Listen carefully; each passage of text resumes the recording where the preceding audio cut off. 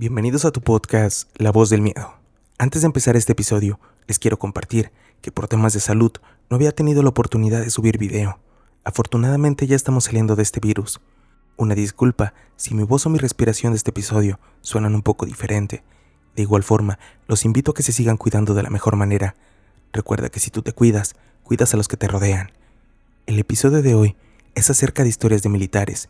Sabemos que estas personas pasan bastante tiempo fuera de casa y que a veces por su trabajo se encuentran en situaciones que no son muy comunes. Hoy tenemos algunas experiencias que nos hicieron llegar. No olvides suscribirte a nuestro canal, activar la campanita para que te avise cuando tenemos un nuevo video y recuerda que estás por entrar a La Voz del Miedo.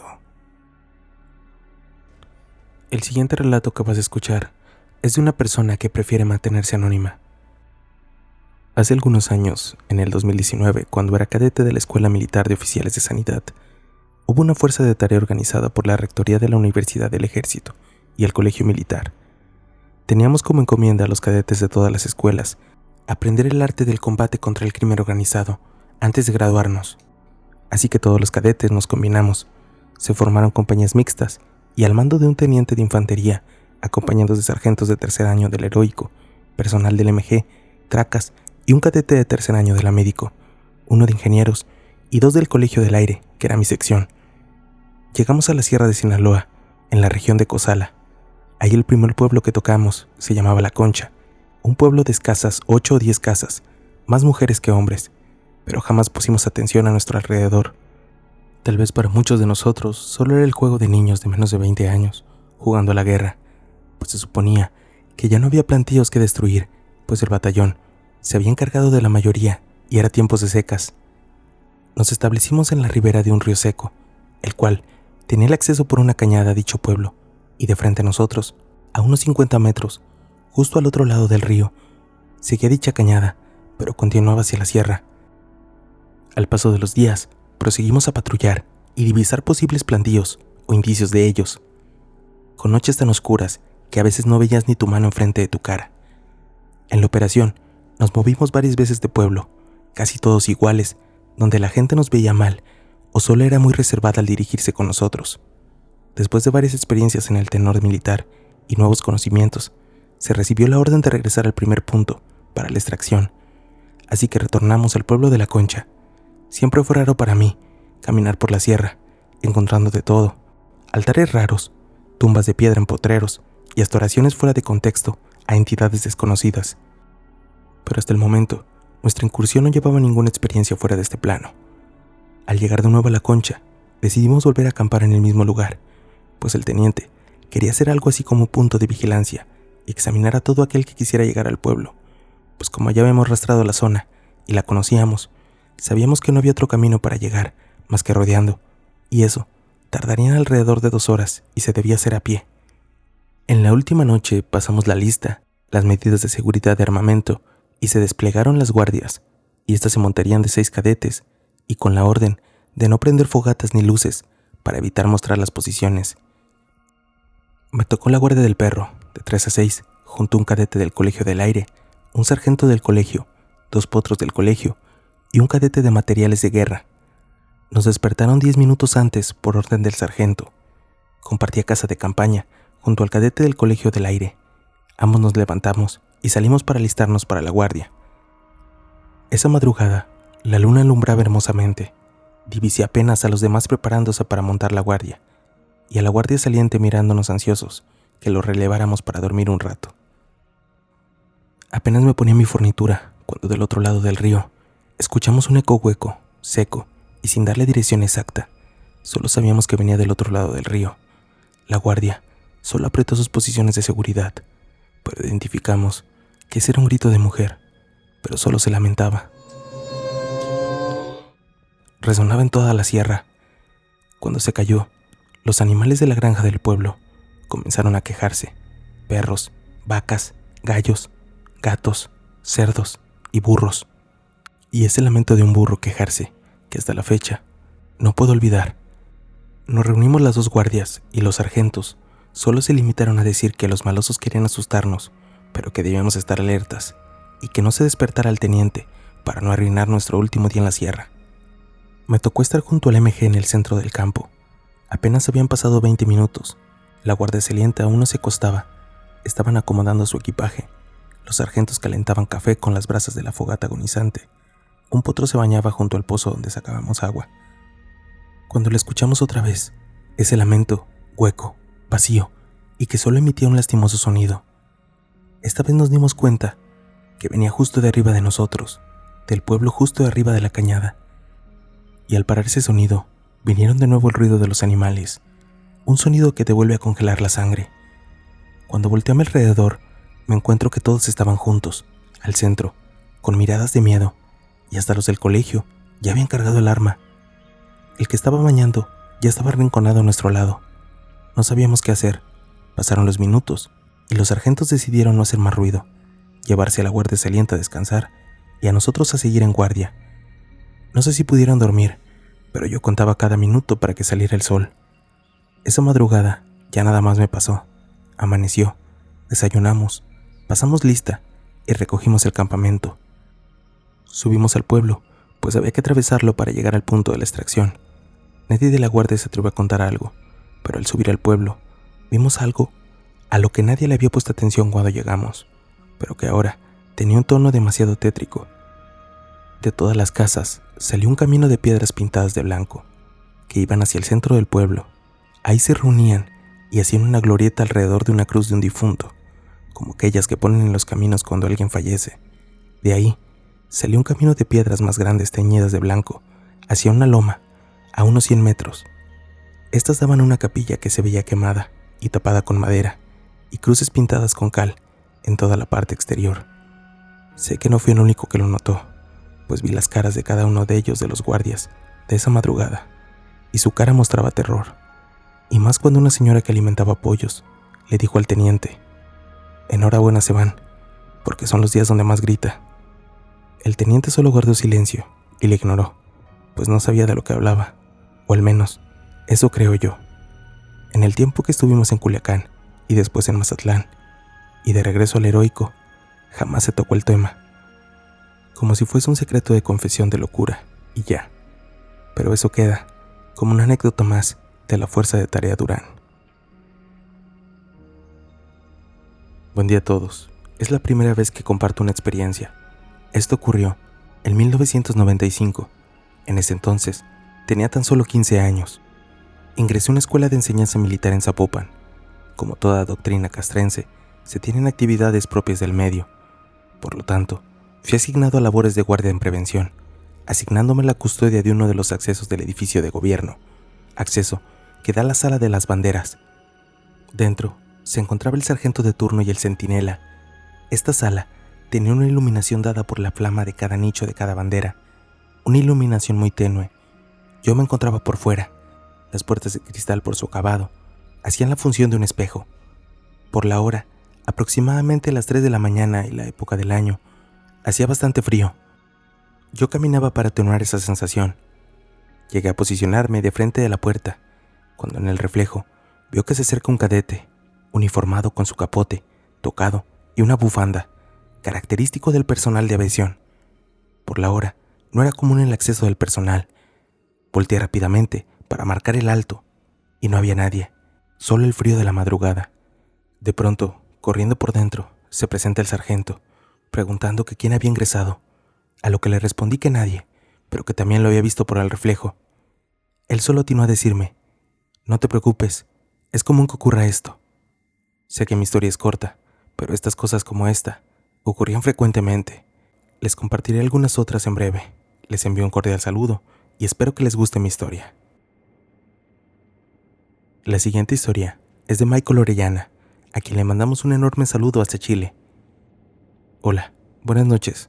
Hace unos días escuché algunos relatos de militares y se me vino a la memoria algo que me ocurrió en el periodo en el que hice mi servicio militar.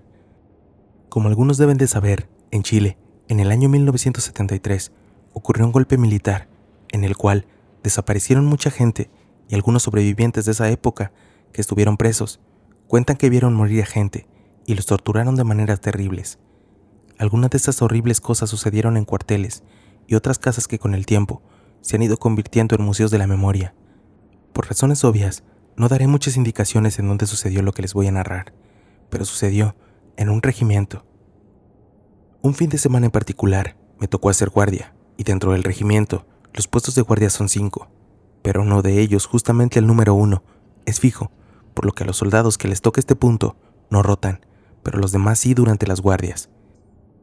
Yo empecé mi guardia en pleno día, en el puesto 2. Era cercano al ingreso del regimiento, por lo que era muy tranquilo, y salvo las 2 horas que debía de permanecer solo en ese sector rondando, no tenía nada más que hacer. Luego de esto, pasarían 2 horas de descanso y volvería al puesto número 3, que ya daba la parte trasera del regimiento, pero aún había luz, ya que era temprano. Las horas siguieron pasando, y casi a las 2 de la tarde, hice mi primera guardia en el puesto número 4, lugar donde había una cancha y un gimnasio que, por ser fin de semana y haber poco personal, estaba cerrado. La cancha en cuestión daba un portón de metal enorme por donde los domingos se botaba la basura. El día siguió avanzando y ya en la segunda vuelta de rondas, en el puesto número 3, me tocó entrar al puesto, ya entrada la noche. Cuando entré nuevamente al puesto 4, eran casi las 3 de la madrugada. La primera hora fue tranquila. La noche era muy luminosa, ya que había luna llena, y me entretuve durante mucho tiempo admirando las estrellas que por la oscuridad del lugar se veían en todo su esplendor. De pronto, sentí gritos de hombres y mujeres. Alcancé a distinguir que alguien gritaba que no sabía nada y que otro pedía que por favor que no le pegaran más. Todo esto desde el interior del gimnasio, que permanecía cerrado y con todo apagado, por lo que no se veía nada a su interior. Me empecé a acercar a una de las ventanas del gimnasio para ver qué pasaba, cuando de pronto veo una sombra que sale corriendo desde la puerta del gimnasio y le grité: ¡Alto! ¿Quién vive? Pero esta sombra siguió corriendo sin detenerse ni mirar hacia atrás, por lo que pasé bala, la primera que es trazadora, y volví a gritar: ¡Alto! ¿Quién vive? Pero al no obtener respuesta, disparé mi fusil, lo que provocó que llegaran todos mis compañeros que se encontraban en descanso y los suboficiales de guardia a ver qué pasaba. Cuando llegó el sargento que estaba al mando, le expliqué lo sucedido y dándome una palmada en el hombro le dijo un cabo: «Mándese a dormir, que no haga más guardias». Me mandaron a la cuadra a dormir, pero simplemente no pude conciliar el sueño por lo sucedido. Tiempo después, cuando ya había terminado mi servicio militar, me encontré con el mismo sargento, el cual estaba retirado por una enfermedad que no me quiso comentar, y me contó que supuestamente en ese gimnasio habían torturado y matado a mucha gente y que algunos los dejaban salir corriendo para que los soldados como yo hicieran puntería. Sin lugar a dudas, fui testigo de un eco del pasado, que al parecer, por lo que me contó este ex sargento, se sigue repitiendo cada cierto tiempo en ese mismo lugar. Yo les voy a platicar esto que me pasó en el 2001, en Santa Gertrudis, Chihuahua. En ese tiempo, yo era militar y nos mandaron una prueba de simulación de guerra.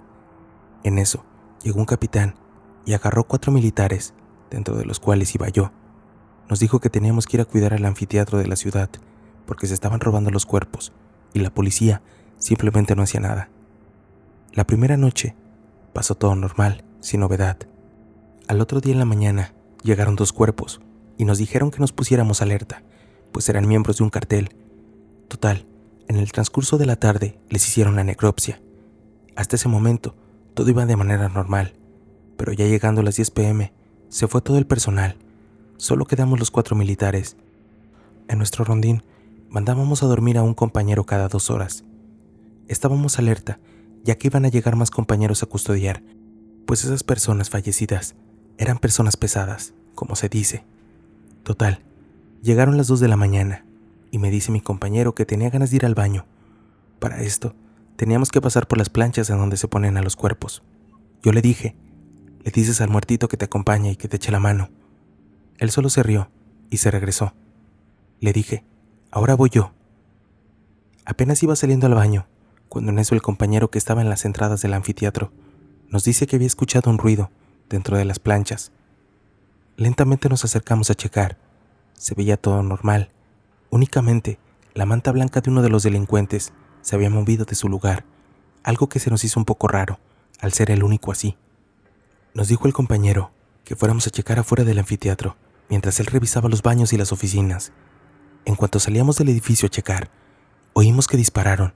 Mi compañero y yo corrimos hacia las planchas. ¿Cuál es nuestra sorpresa? Pues cuando llegamos, el muerto estaba caminando y se dirigía hacia nuestro compañero. De repente, se cae el cuerpo del muerto y nuestro compañero, por la adrenalina y el miedo, se quedó disparando al cuerpo. Descargó toda su arma, llamamos a nuestro superior y al médico forense. Nos dijeron que no pudo ser posible lo que les contamos, debido a que esa persona ya no tenía órganos. Nuestro compañero, después de esto, quedó muy mal, afectado por este suceso, ya que no lo pudo superar. Lo terminaron jubilando. Espero les haya gustado mi historia y buenas noches. La siguiente historia nos la compartió Óscar Velasco, a quien le mandamos un saludo, y de igual forma a su padre. Hola, buenas tardes a todos. La historia que voy a relatar le sucedió a mi papá. Él era sargento de la Fuerza Naval de Honduras. Me cuenta que una noche, cuando él estaba por ascender de cabo a sargento, le tocó hacer guardia en la nave que tenían en turno. Estaban a altas horas de la noche, en el océano, lejos de la costa, pues supuestamente les informaron que estaban haciendo últimamente un movimiento ilegal de drogas por alta mar. Así pasaron las horas anclados, esperando a que sucediera algo. Le tocó hacer turno nocturno, mientras que sus compañeros dormían. Cuando él estaba esperando su cambio de turno, él caminó por la popa y escuchó el sonido de unas campanas.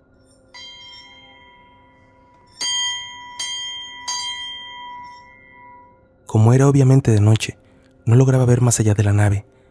Él corrió a la esquina donde tenían ubicado un farol, de esos grandes que tienen algunos botes de soldados. Al llegar a él, lo encendió y al iluminar bruscamente hacia el océano, pensando que era algún enemigo, no logró ver absolutamente nada, pero continuaba escuchando el sonido de esa campana. Él ya se encontraba nervioso y al no lograr ubicar el sonido de la campana, activó la alarma, pensando que era el enemigo que venía buceando por debajo del agua. Todos los soldados se despertaron y estaban listos para cualquier ataque enemigo. Empezaron a hacer disparos al agua para ver si lograban ver a alguien. Esa noche desperdiciaron munición y posiblemente revelaron su ubicación. Mi papá ya sabía que eso le costaría un castigo, pero al día siguiente, cuando se presentó en la oficina de su superior le dijo que tomara asiento, que tenían que hablar. Él le dijo que en el informe que presentaron parecía que él estaba jugando una broma al escuadrón. Sin embargo, el oficial superior no le dio un castigo a mi padre, solo le dijo que tuvo un momento frente a frente a un posible bote fantasma, pues no fue la primera vez que sucedía en esa área. Le contó el oficial que muchos años atrás, por un movimiento de drogas, los narcotraficantes acribillaron al bote militar y cuando el último soldado quedaba vivo, sonó la campana de ayuda. Para cuando la base militar se puso en movimiento y llegaron al lugar de los hechos, solo encontraron la nave en llamas. Esa fue la historia que mi papá me cuenta cuando se encontró frente a frente con algo de actividad paranormal. Tengo muchas más historias que él me cuenta de cuando estaba en el servicio militar. Si les gusta, les puedo seguir compartiendo las historias de mi padre. Muchas gracias. Esta historia que voy a contar, si bien no es de militares, está desarrollada cerca de un complejo de una base militar. Está dedicada con mucho cariño a Felipe Cornelio y es un homenaje a su madre, la señora Carmen Priego Betancourt, quien lamentablemente ya no está con nosotros. Hola, hoy les quiero contar una historia que vivió mi madre. Antes de empezar, quiero ponerlos en contexto para que entiendan el por qué para mí esta historia no solo es impactante, sino también real, por lo menos para mí. Mi madre era originaria de una ranchería en Macuspana, Tabasco, en donde vivió sus primeros años. Posteriormente, aproximadamente a la edad de 7 años, se mudó a un pueblo petrolero de Macuspana llamado Ciudad Pemex, un pueblo vivienda creado para dar asilo a los trabajadores del ramo petrolero, ya que en ese pueblo había un centro de extracción y producción de gas, pueblo en el que también se encuentra una base aérea militar. Desde niño me vi muy interesado por todo el tema paranormal, ganándome atención el tema ovni, extraterrestres y vida fuera de este planeta al que llamamos hogar. Mi madre nunca incentivó estos gustos, por el contrario, parecía molestarle, a sobremanera que a mí me interesaran más estos temas, prohibiéndome ver programas sobre eso o negándose a comprarme literatura al respecto, a la que yo siempre encontraba la manera de burlar su autoridad y seguir consumiendo esta clase de contenido. Años después, cuando yo tenía 25 años para ser exacto, Llegué a su casa porque me había invitado a comer. Ese día, yo había leído sobre un megacúmulo de galaxias llamado la Nikeah, cúmulo que posee 6.000 millones de galaxias. Esa información me dejó anonadado, pensando en la cantidad de vida inteligente que solo por probabilidad matemática es posible que exista. Así que llegué emocionado a contarle sobre la que había leído. Recuerdo haberle mencionado que era emocionante imaginar cuánta vida puede existir allá afuera en el espacio. Vida inteligente que no hemos descubierto o que no nos han descubierto aún, a lo que ella me respondió: ¿y qué pensarías si te dijera que yo he visto extraterrestres? Esa pregunta me dejó sorprendido e incrédulo, debido al trasfondo de su comportamiento con el tema. Yo respondí que no le creía, y cómo iba a hacerlo, si ella nunca presentó interés en el tema. Ella respondió lo que ahora les voy a contar. Hace muchos años, cuando yo tenía apenas 8, tus abuelos nos mandaron a vivir a tus tías y a mí, a Ciudad Pemex, a una casa que está en la calle pegada a la base militar. Una tarde, el cielo empezó a oscurecer, pero algo hacía que esa oscuridad se notara diferente, más pesada, hasta se podía decir que eléctrica, como cuando pasas por un lugar en el que hay estática. Parecía que iba a llover a raudales, una de esas lluvias tabasqueñas que lo inundan todo. Las nubes eran negras y espesas, y a lo lejos se podía ver cómo los rayos se iban acercando, rayos que después se convirtieron en truenos. Los sonidos de esos truenos eran muy particulares, sonidos que nunca he vuelto a escuchar en mi vida. Más que truenos, parecían bombas o detonaciones eléctricas que al golpear la tierra hacían que todo retumbara con un sonido bajo y eléctrico. A pesar de los truenos y las nubes, la lluvia nunca llegó, ni una gota, pero algo más llegó, algo del cielo. La noche había caído, era oscura, más oscura de lo normal. Según yo recuerdo, la tormenta eléctrica seguía azotando como si el cielo se quisiera caer. Todos en el pueblo se metieron a sus casas y empezaron a orar, pues creían que era el fin del mundo. Una de tus tías se asomó por la ventana y se quedó quieta, inmóvil. Parecía que había visto el diablo, pero había visto algo peor, algo que jamás habíamos visto. Al notar que estaba ahí como hipnotizada, tus otras tías y yo corrimos hacia la ventana para ver con nuestros ojos eso que la tenía así. Nuestra sorpresa fue mayúscula al ver en la calle 2 seres muy altos y horribles, como demonios. Parecían uno de esos seres que tú ves en las películas de terror. Su piel era negra y escamosa, sus brazos largos y desproporcionados, con dedos igual, muy largos, pero lo que más me impactó fueron sus piernas y sus pies. Sus piernas parecían piernas de gallina, y sus pies también.